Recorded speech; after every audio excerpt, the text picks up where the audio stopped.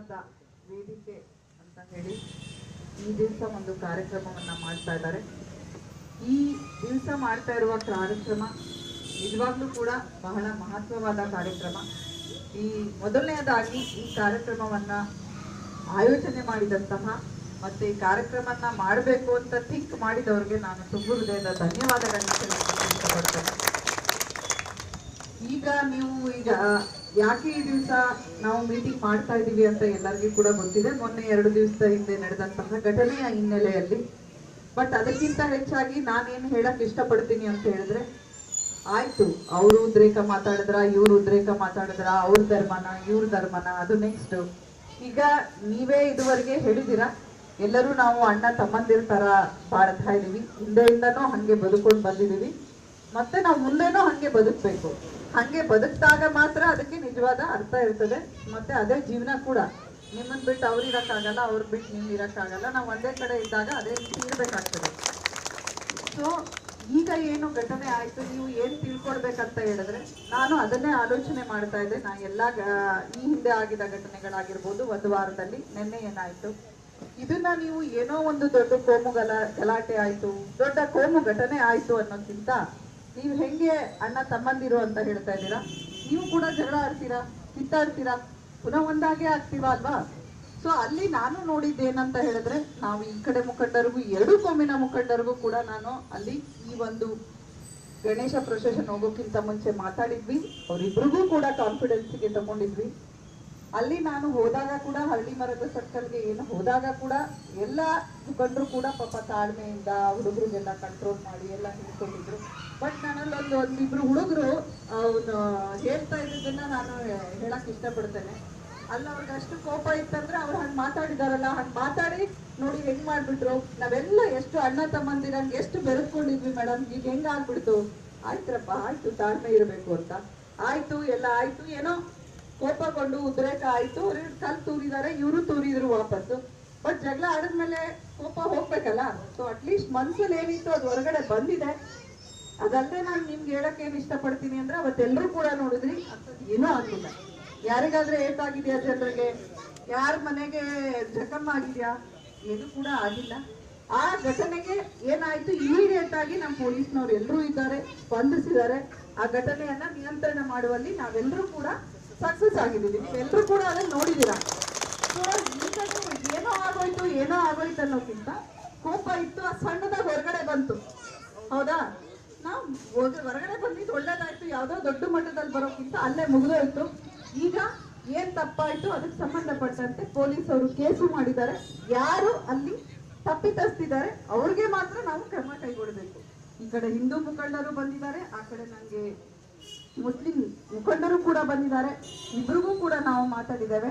ನಾನು ಕೂಡ ಅವ್ರಿಗೆ ಹೇಳಿದ್ದೇನೆ, ಯಾರಿಗೆ ಕೂಡ ನಾವು ಅನವಶ್ಯಕವಾಗಿ, ಯಾಕೆಂದ್ರೆ ನಾವೇನು ಅರೆಸ್ಟ್ ಮಾಡೋದು ಅಂದ್ರೆ ನಂಬರ್ಸ್ ತೋರಿಸ್ಲಿಕ್ಕೆ ಅರೆಸ್ಟ್ ಮಾಡೋದಲ್ಲ. ಅಷ್ಟೊಂದು ಜನ ಬಂದಿದ್ರು.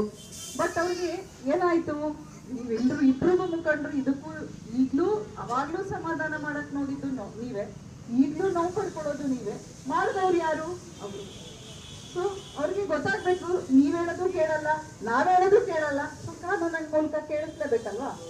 ಸೊ ಕಾನೂನಿಂದ ಅವ್ರಿಗೆ ಏನಂತ ಸ್ವಲ್ಪ ನಾನು ಅದನ್ನೇ ಅವ್ರಿಗೆ ಹೇಳಿದೆ, ನಮಗೆ ನಮ್ಮ ಯಾವ CCTV ಫುಟೇಜ್, ಬೇರೆ ಯಾವ ರೀತಿಯ ಸಾಕ್ಷ್ಯಾಧಾರಗಳಿದೆ ಅದ್ರ ಮೇಲೆ ತಪ್ಪು ಮಾಡಿದವ್ರಿಗೆ ಕರ್ಕೊಂಡು ಬರೋಣ.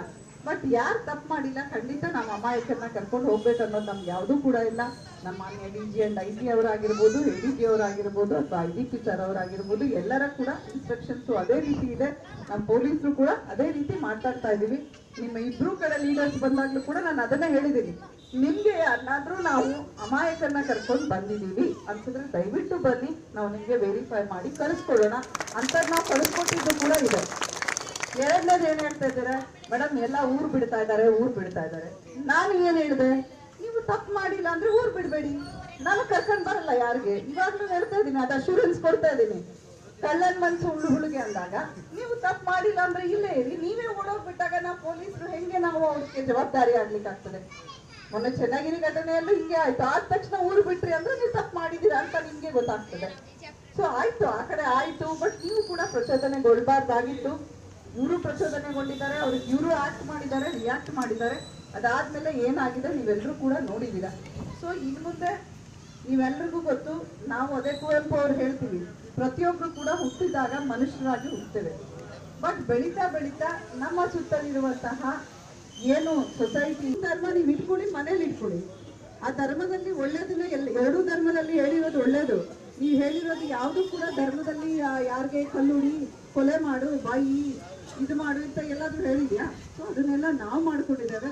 ಹಾಗಾಗಿ ಯಾರು ತಪ್ಪಿತಸ್ಥರಿದ್ದಾರೆ ದಯವಿಟ್ಟು ಅವ್ರಿಗೆ, ನಿಮಗೂ ಕೂಡ ಯಾರಾದ್ರೂ ಅಂತವ್ರು ಪ್ರಚೋದನಕಾರಿಗಳು ಅಥವಾ ಯಾರು ನಿಜವಾಗ್ಲೂ ಈ ಘಟನೆಗೆ ಕಾರಣಕರ್ತರಿದ್ದಾರೆ ಅಂದ್ರೆ ದಯವಿಟ್ಟು ಅವ್ರ ಹೆಸರುಗಳನ್ನ ಕಾನ್ಫಿಡೆನ್ಷಿಯಲಿ ಬಂದು ಕೊಡ್ಬೋದು. ಆ ನಿಟ್ಟಿನಲ್ಲಿ ಪೊಲೀಸ್ ಇಲಾಖೆ ಕೆಲಸ ಮಾಡ್ತಾ ಇದೆ. ಇನ್ನೊಂದು ಥ್ಯಾಂಕ್ಸ್ ಹೇಳ್ಬೇಕು ನಿಮ್ಮೆಲ್ಲರಿಗೆ, ಮೊದಲನೇದಾಗಿ ಮುಖ್ಯವಾಗಿ ಅಂದ್ರೆ ಆ ದಿವಸ ಎಲ್ಲ ಈ ಸುತ್ತಮುತ್ತಲಿನ ಸಾರ್ವಜನಿಕರು ತುಂಬಾ ಚೆನ್ನಾಗಿ ಸಹಕಾರ ಕೊಟ್ರು. ಹಿಂದೂಗಳು ಮುಸ್ಲಿಂ ಇಬ್ರು ಕೂಡ ಪೊಲೀಸ್ ಇಲಾಖೆಯಿಂದ ಪ್ರತಿಯೊಬ್ಬರಿಗೂ ಕೂಡ ಅದಕ್ಕೆ ನಾನು ತುಂಬ ಹೃದಯದ ಧನ್ಯವಾದಗಳನ್ನ ಹೇಳ್ತೀನಿ. ಯಾಕೆಂದ್ರೆ ಗಣಪತಿ ಅಲ್ಲೇ ಇತ್ತು, ಆ ಎಲ್ಲಾ ಗಣಪತಿ ಸಂಘಟನೆಯವರು ಇಮಿಡಿಯೇಟ್ ಆಗಿ ಗಣಪತಿಯನ್ನ ತಗೊಂಡು ಹೋಗೋದಕ್ಕಾಗ್ಲಿ, ವಿಸರ್ಜನೆ ಮಾಡೋದಕ್ಕಾಗ್ಲಿ, ಮತ್ತೆ ನೀವು ಫರ್ದರ್ ಯಾವುದೇ ರೀತಿ ರಿಯಾಕ್ಟ್ ಮಾಡಕ್ಕೆ ಯಾರು ಬಿಡ್ಲಿಲ್ಲ. ನಾವು ಕಂಟ್ರೋಲ್ ಮಾಡಿದ್ವಿ, ಫೋರ್ಸ್ ತಂದ್ವಿ, ಹೆದರಿಕೆ ಅದು ಒಂದು ಕಡೆ. ಅಟ್ ದ ಸೇಮ್ ಟೈಮ್ ನೀವೆಲ್ಲ ಏನು ನಾಯಕರನ್ನು ನೋಡಿದ್ದೀರಿ, ನಿಮ್ಮೆಲ್ಲರಿಗೆ ನಾನು ನೋಡಿದೆ, ಸಮಾಧಾನ ಹೇಳ್ತಾ ಇದ್ದಿದ್ದಾಗ್ಲಿ, ಮಾತಾಡಿಸ್ತಾ ಇದ್ದಿದ್ದಾಗ್ಲಿ. ಸೊ ಅದರಿಂದ ಕೂಡ ಎಲ್ಲ ಶಾಂತಿ ಆಗಿದೆ. ಸೊ ಹಾಗಾಗಿ ಏನೋ ಆಗಿದೆ ಅನ್ನೋದನ್ನ ಬಿಡೋಣ, ಏನೋ ಆಗಿಲ್ಲ, ಹೌದಾ? ಅರ್ಧ ತಾಸಲ್ಲಿ ಕೂಡ ನೀವು ನಮ್ಮ ಮೈಂಡ್ ಹಂಗೆ ನೆಗೆಟಿವ್ ಆಗಿ ಥಿಂಕ್ ಮಾಡ್ತೀವಿ, ಏನೋ ಆಯ್ತು ಏನಾಗಿದೆ, ಏನೋ ಆಗಿಲ್ಲ ಅಂತ ಥಿಂಕ್ ಮಾಡಬೇಕು. ಬಿಕಾಸ್ ಅದೊಂದು ಸಣ್ಣ ಘಟನೆ, ಸಡನ್ ಆಗಿ ಪ್ರೊವೋಕ್ ಆದ್ರೂ ಹೊಡೆದ್ರು, ಕಂಟ್ರೋಲ್ ಆಯ್ತು, ಎಲ್ಲ ಮುಗಿದಿದೆ. ಇನ್ ಮುಂದೆ ಕೂಡ ಎಲ್ಲರೂ ಅಣ್ಣ ತಮ್ಮಂದಿರಾಗಿ ಬಾಳಿ. ಇವತ್ತು ಏನು ಈ ಒಂದು ಬೇತೂರು ರೋಡ್ ವಾರ್ಡ್ ಅಲ್ಲಿ ಆಗಿದೆ,